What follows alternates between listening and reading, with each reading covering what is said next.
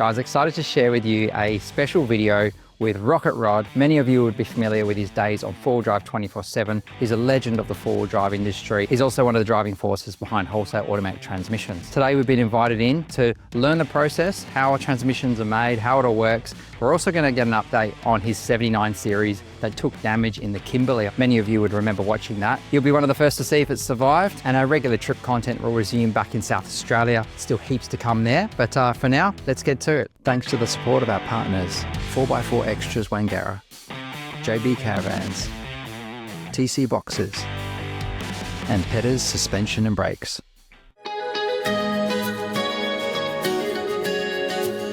Rocket Rod. Rocket Rod, obviously, from my previous old days, four-wheel drive action, 24/7, and even goes back right before that with Simon Christie, even before that. So a long history in it. Since we're in Melbourne, we thought we'd come down and have a look and see where the magic happens. So we can certainly take you for a bit of a shop tour, see how it's all done and everything else. So you want, whiz inside. Do a bit of a tour. Yeah, bit of rock around. Yeah. Someone's got curry going. I know, it smells amazing in here. We haven't had lunch yet either. That's why we lock the customers away in their own room in here, so they don't have to listen to the loud voices, all the smells of the curries and everything else going on in here. This is torture. They're all about heavy duty transmissions, more of our up-end extreme type transmissions, specialty builds, really custom high-end stuff. And you can actually choose the different colours. And that's pretty much the colour range we actually have there. And if you want any other colour than that, no, that's it. That's the colour range we actually have. Which one do you sell the most of? You'd be surprised, actually. I think the black is the most common. We have an F truck down the back that's white and orange, and we have a fluoro orange one. Fluoro orange one going in there. We'll be able to show you that one in there. Yeah. The whole green was very popular there for a while. We've got a burgundy one that's just gone out.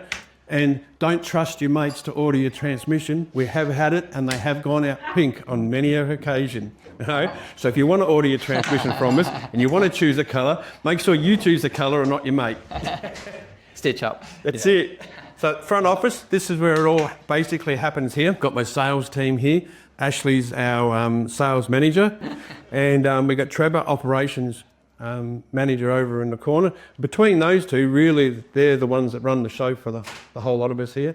Me and Stuart basically more the guidance now over the years. You know, we're the ones that put out the fires. These are the guys that run the show basically like that. I like the hot green one. Hot green one's pretty cool. I've got to tell you, the pink one really stands out though. This is actually the rebuild room and the main assembly room for both the Nomad valve bodies and all of our rebuilds, whether they're standard or heavy duty. We've got both Blake and Jeremy in here. They're two of our rebuilders. How you going? One's walking around somewhere, so they're rebuilding transmissions at the moment. And then most of the Nomad valve bodies are actually built over here. And this is just a wall of just all valve body cores. They're all returns, so they're all the changeover ones that tend to come back. And then in here, each one of these drawers is all the upgrade parts, all the plates we laser cut, all of these parts in here, we actually manufacture. Nice. And each one of these drawers is its own valve body in it. Nice. For those that aren't familiar, what is a Nomad valve body? Nomad valve body is basically, we recalibrate the transmission to how we drive the cars here in Australia. When you buy a car, it is normally built on a worldwide market. And in Australia, we tend to do the worst. We tend to put engine upgrades in it, bigger tyres, bull bars, winches, tow, or, and as in your case, all of those, pretty much, right? So we're at the higher end. So you really need to put a valve body in it that basically makes the transmission far more durable, more clamping load, more flow through the coolers, more lock-up load, the whole lot. And we get a chance to take all the factory faults out as well.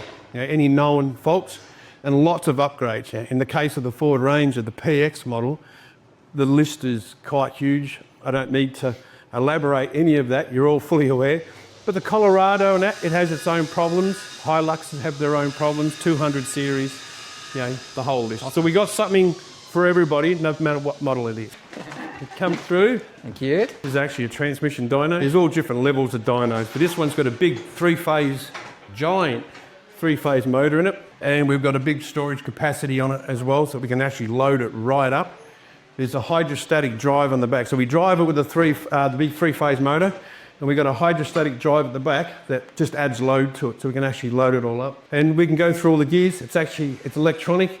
runs a computer. They'll plug the different harnesses in for different transmissions. And all the transmissions we build, you get a written dyno report, how it performed, all the clutch pressures for every gears, the clutch flow and everything like that. This is where they paint the transmissions. Orange the flavour of the month, yep. That transmission's actually here. We'll go and show you that one in a minute. So we come out here, basically just our torque converters. They're just a rebuilt. This is actually where they strip the transmissions. It's completely separate from the rebuild room. These are all ones that we're yet to do behind us, and they'll actually strip the transmissions and clean them here, just like a big glorified dishwasher there. And they take them in there and they actually build them in the next room. Special note, all of our oil's recycled, goes back out. We've got 105 solar panels on the roof. We actually generate all of our own power, the whole lot. Workshop, we've got 6 main hoists, 5 of them traditional, and we've got a mega lift. The mega lift down here. It's for the heavy ones. Well, you're surprised. 4-wheel drives never used to be much more than 2.5, 3 tonne.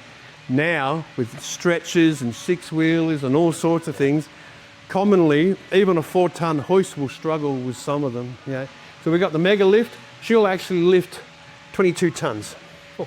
So she's 5.5 tonne capacity per leg, so per corner. And at the moment, this is actually one of our manual to automatic, genuine Toyota, brand spanking new Toyota Auto. Wow. Greg is the master behind us. He's been doing it for years now. And he basically strips all the interior out. We put all the soundproofing in, you know, along the floor, up the back wall. This one's actually a wagon in this case. This one's a wagon. With portals. Yeah, it's already got portals, axles on it for marks and everything on it. Wow. And this is the auto we do, all customised, centre console, the whole lot, and that's what we do. And this one, well, literally it's brand new. I think it turned up with about 40 Ks on it or something. 61 kilometres. 61, there you go, it's the 61 kilometres. Is it the V8 or the 2.8? No, that's a V8. V8, yeah. Yeah, the V8. The 2.8 has the small 6-speed auto, same auto that's in the Hilux.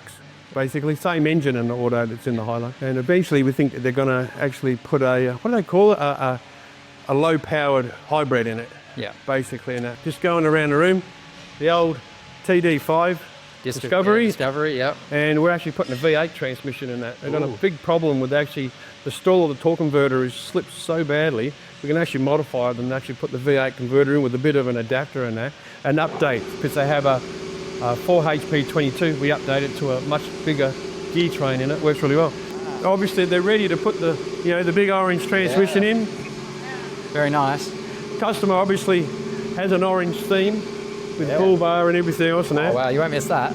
That's actually a big Ford 4R100. So this is actually a big, was it 7.3 litre V8 diesel, this one. You know, thing. That would pull all right, wouldn't it? Yes. You'd be familiar with the next one that we squeezed past, sorry. Yeah, yep. See your V6 Everest? They're actually putting a new cooler in it at the moment. And that's actually the big twin cooler, which is 2 coolers sandwiched back to back on the same mount. Works really well. We have different variants of that, because even though it's the next gen, believe it or not, the 2 litre diesel, the V6 diesel and the Raptor all have different plumbing. They're all completely different with the way they plumb it. But the same mount, the same cooler goes into all of them. For those of you interested, I'll drop a link above on the install I did with Rowan last year. So yeah, you can check that one out. That'll be great. Also, to celebrate, you guys just clicked over your 40,000 subscribers, which is absolutely amazing. It's a good achievement, and it's so fast. You guys are growing absolutely so fast.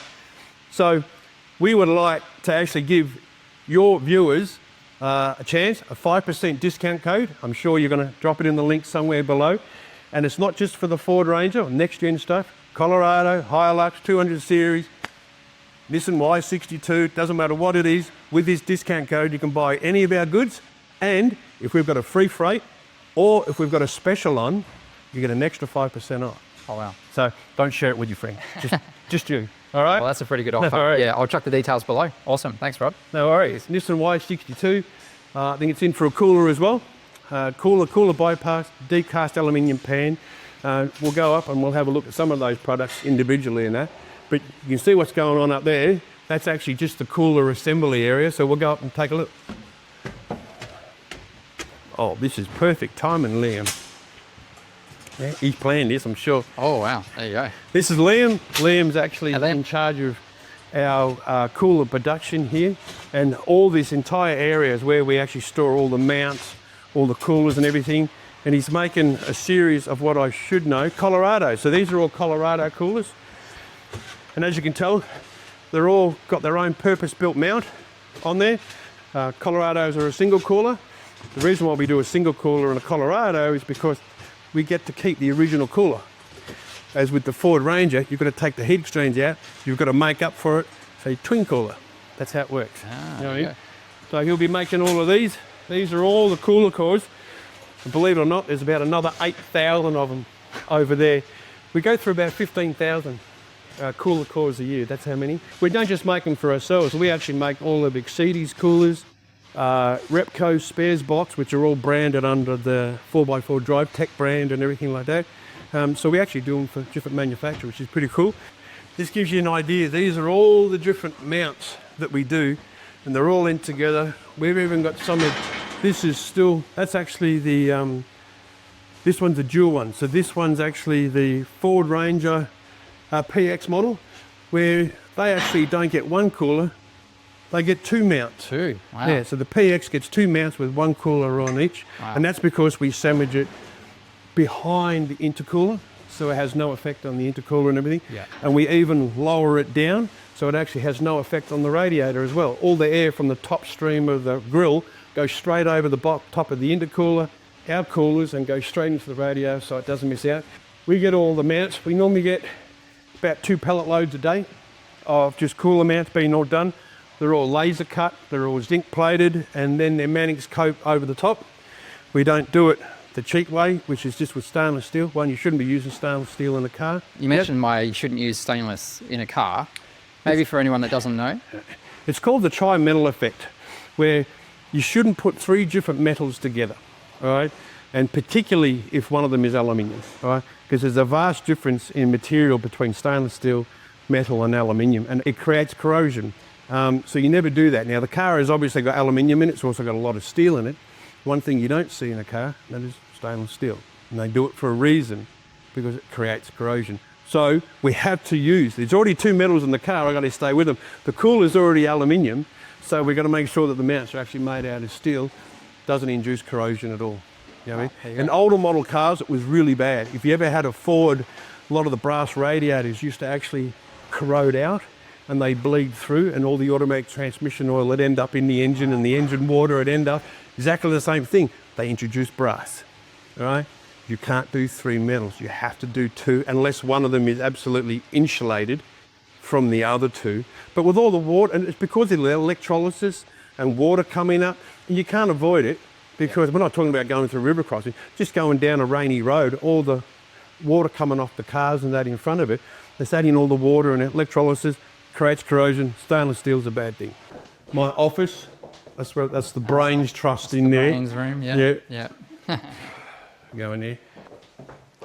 This is the electronics room. So this is actually our tech support area. So I've got Jeremy and Jono, which do not only all of our tech support, they also help me when I can't turn my computer on, when I lose my passwords, when I can't turn my phone on, all the dumb things that us elderly folk do. And you can't find the any key. Yes, I can't find anything. So they do that, but they also put all the electronic kits together. We do all the CompuShift that we bring in from America, which are all the transmission control computers that we use, which there's one there.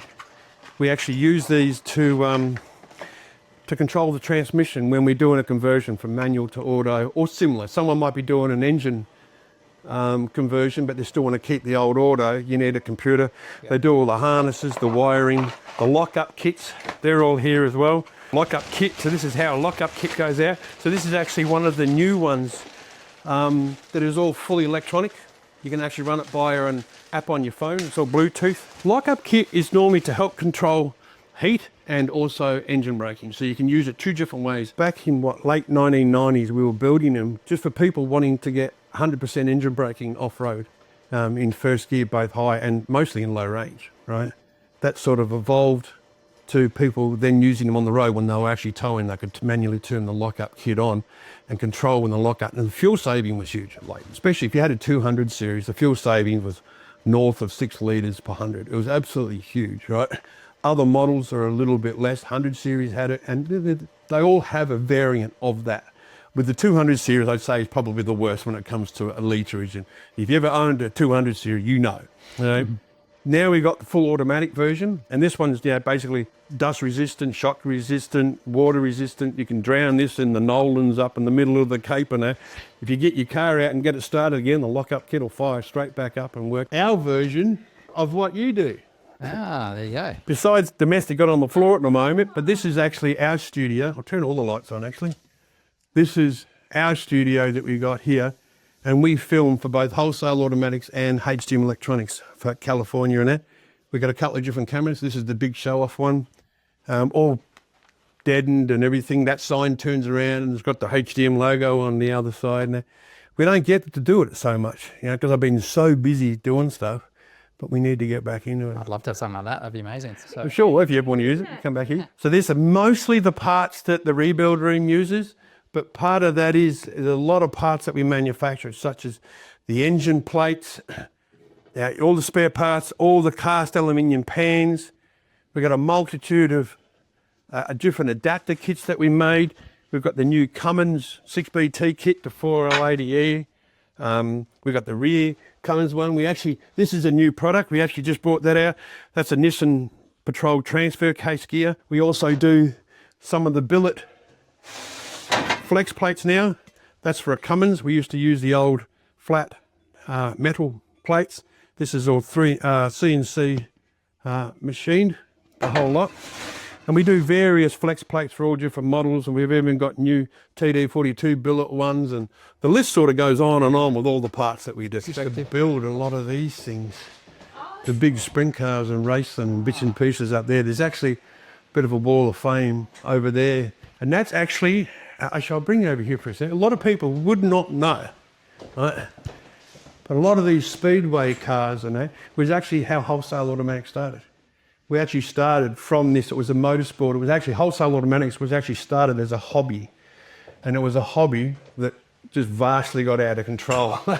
So we had to turn around. We eventually were working on race cars so much we had to ban them from the factory and send them all home and go, you guys have all got to work on your own race cars. But at one stage we had about 6 cars and 9 drivers driving for us. We build all the engines, the autos, the discs. We do the whole lot in-house. So yeah, so that's how it all started. So how did it specialise in transmission? So where did that sort of come in? I mean, clearly you were doing me and Stuart were actually working at automatic transmission shops when we were doing it.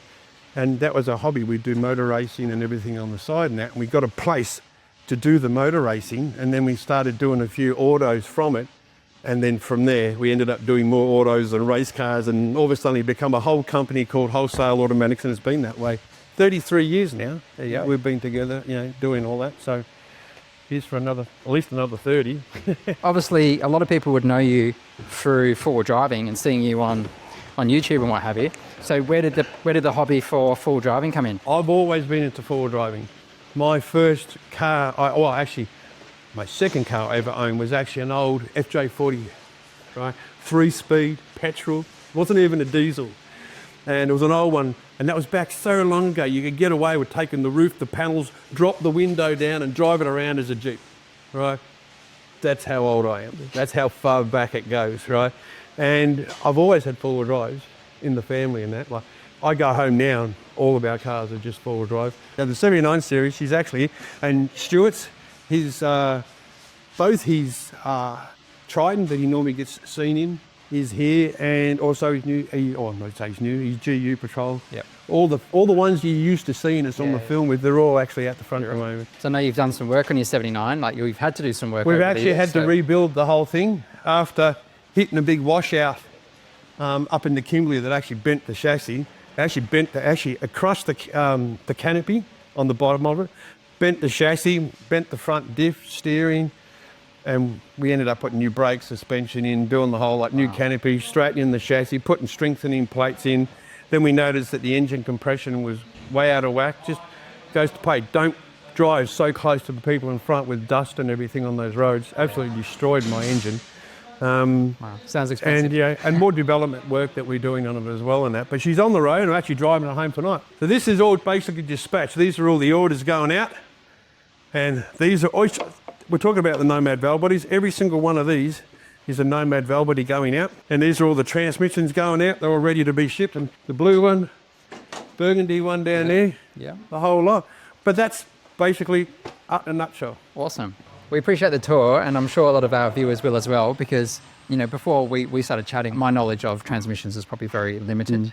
So I've learned a lot from chatting to Rod, and obviously owning a Ranger and doing a lot of towing, we have found, you know, before we installed the trans cooler, temps were getting pretty warm, and, you know, they've settled right down now. So it's quite common, and not everybody, we always tell people, putting a cooler in isn't always about trying to cool the auto down, like, oh, it's overheating, I'm going to put a cooler in.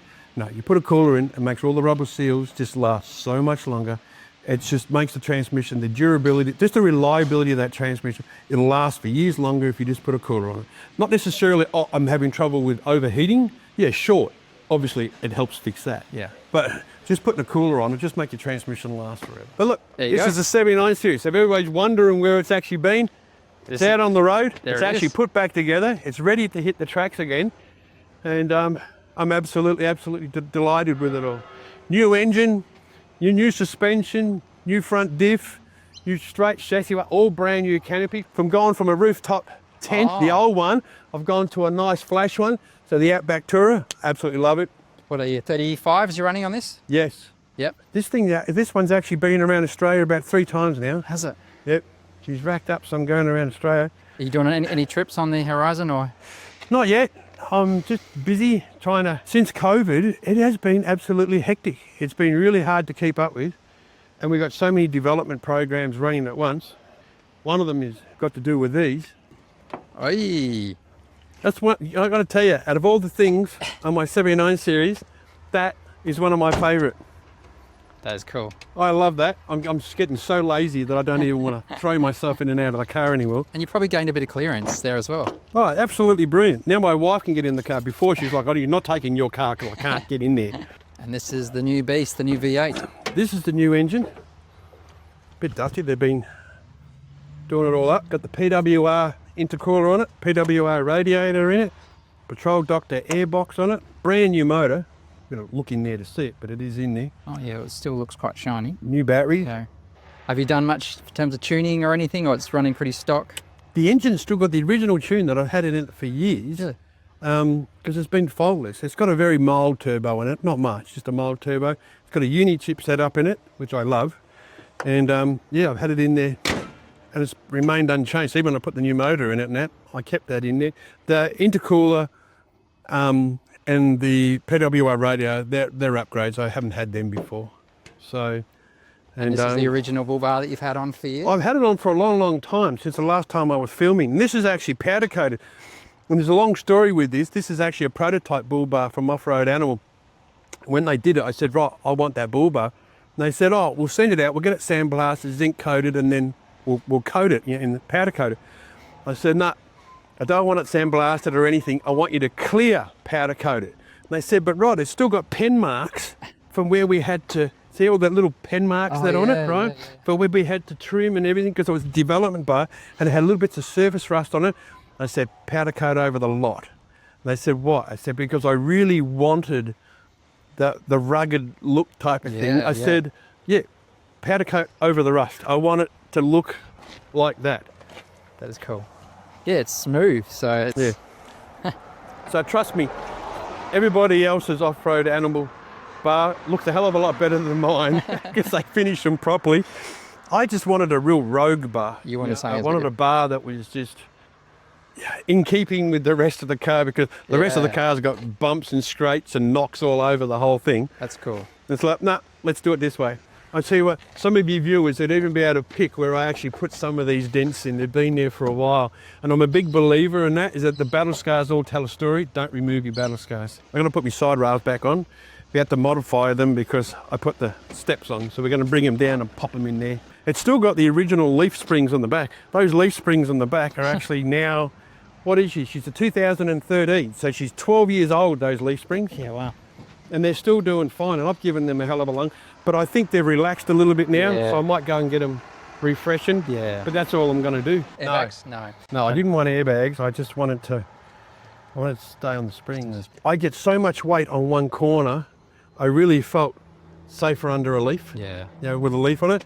But everybody's got their own. But I'm sure a coil rides beautifully. I'm sure. So it's one of those things, a bit of give and take in it. This new lifter is no heavier than the old Really? King's one that was on there, and that absolutely brilliant. You got solar panel on top as well? I've got 2 solar panels. Okay. Probably well and truly overkill, but it was like, if you want to go camping and you want to turn the car off for a couple of weeks, you're basically living out the back. So you've got to keep the batteries going in the back without sitting there just running the car for half an hour. And also, this is Victoria. I don't know if you can see up. Overcast. It is today. We've And, had some good weather, but no, and our winters are shocking. But It's cloudy every single day in winter. This is a sneak preview. Oh, I don't think anybody's really seen any of this. So this is obviously the MITS Alloy canopy, but I asked them to do a couple of bits and pieces on it. So I've obviously got my pantry, Oh wow, that's which nice. is absolutely wonderful. I got the just basically my drawer. I can put anything in it really, but that's all of that. I got my big ARB fridge, and this is actually one of the bigger ones because I wanted to have it so I had a separate freezer section. I always struggled with a fridge that was all in one, that was neither fridge or freezer. You couldn't stop your milk from slightly freezing and keep your meat frozen enough. Yeah. So I actually got a double on this one, that big Clearview rack. Those are on beast, this. that one. Yeah, that's huge. And this one's actually electric. Is it? Yeah, so you bring it down and you hit the button and she'll actually go down. And look at that. You got the Red Arc battery system as well. Yep, the Travel Buddy oven. You cannot go camping without a Travel Buddy. I have cooked the weirdest thing. I know that this Travel Buddy, this is one of the bigger ones, right? You fit 8 pies and 2 full-size sausage rolls in there, right? You can fit 12 jam donuts in there easily, right? I can cook 2 mini roasts side by side, right? Ruthie's even done a camp cake in there and everything like that. I have had that for 10 years. 10 years I've had that. Never let me down. Kate would love one of those as well. Oh, you've got to get one. And Max, because I don't know if you've watched our videos, but Max does pie reviews, so that's kind of his thing. So we could always buy some fresh pies and cook them and then eat them hot on track, so that'd be cool. Because normally we have the whole camera crew with us and that when we're doing it. So that's why you're going to try and put so many pies and sausage rolls in. But also you want to try and fill the camp oven so your one single pie isn't getting battered to death while you're trying to drive. I have had situations where I've gone such heavy off-roading, smashing around, open the door to find all my pies and sausage rolls along here. And it's all because I didn't actually put the divider in. I didn't do it properly. So it wasn't his fault, it was my fault. So now I know that the more you put in there, the better it is. And it's only half an hour, 45 minutes. Yeah. There you go. The other side is basically, I just keep it as a ute. So I can still use it on the farm, put chainsaws, drums, whatever I want in there. So this is a 30-litre water tank that we've got in the headboard, and I've got another 60-litre actually underneath it as well. So is that one gravity fed, or you got a pump? That one gravity feeds into this one, and this one's got the pump on it. Ah. So I get the whole 90 as it's going and that as well. Excellent. It's great having water. We've got a 17 hours and we can go off grid. Especially you've got 2 kids as well, so you've got a whole family. Yep. It's just me. Yeah. Right? And I go through it when I do the big trips. I can't imagine how much water you go through with with a whole family in the car. But it's just managing weight. That's always the biggest challenge with a big touring setup like us. But even with this, with Nonny, it's quite often I'll take extra jerry cans of fuel, I'll take extra jerry cans of water and that. But a lot of the cape, you can actually replenish the water. In this one, I got a hot water shower system that just clips on the door. So you open the door, you put it on, people say, how do you get the water in there? I've got a long thing that's got a pump on it. You can put it in a river. So the last time I used it, I actually parked the car in the river. It was actually like a crossing. We just parked it in the crossing and that, right? Opened it up and said, all right, boys, the showers are running. The shower was running non-stop for about an hour and a half, and all the guys were taking turns having a shower. Oh, loving that. Give you the best. Oh, yeah. They loved me that day. Apparently my cooking's awful, but my shower's great. You got some beer credits from that. So. That's it, absolutely. This is a normal wheelbase. So she's a tad heavy on the back. The last canopy was a lot heavier on the back, about 350 kilos. This one's light. And then I've got the big wheels on the back of that. So she's very light, so she's very easy to do big wheel lifts and everything like that. And people think it's impressive. It's like, it's not impressive. I can't keep the wheels on the ground. That's what the problem is. It's a roller coaster ride, basically. Exactly right. Yeah. Very sentimental too. after what you've done. No. So you probably never sell it. No, I was going to. At one stage, I was actually going to sell it and update it, and the outcry was absolutely huge. And so, okay, I'm not selling it now.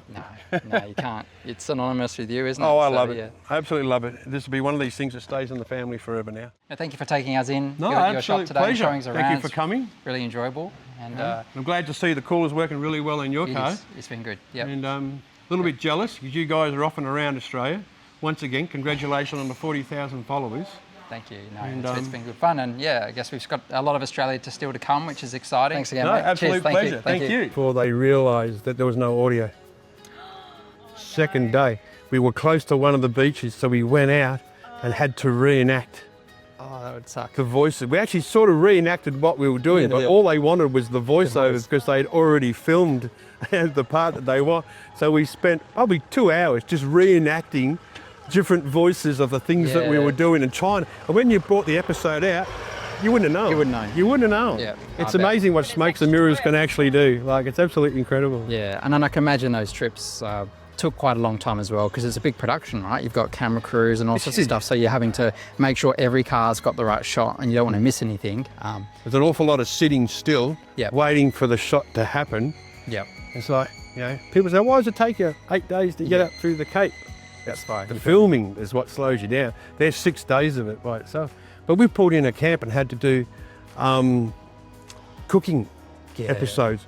We've done cooking episodes that started at just after 12 a.m, like after midnight. Wow. And we finished them at 1:30 in the morning You'll be because knackered. there was all, oh, we've got plenty of time, We're on the last day, we haven't done the cooking shoot, and the last day went horribly wrong. We all got stuck, bogged, whatever.